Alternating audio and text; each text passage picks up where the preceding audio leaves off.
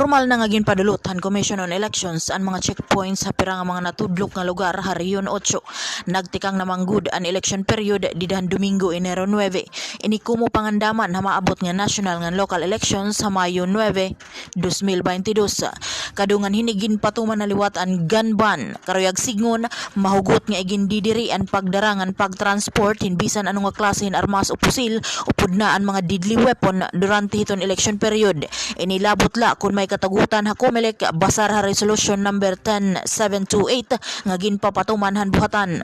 Samtang magtitikang naman ang campaign period ha Pebrero 8 kutob Mayo 7 para han mga national positions.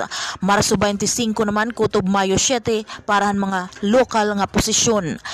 Sumala Comelec bubulkason ang election gun ban didto pa hiton Hunyo 8, 2022 kadungan diwatan pagbulkas han election period.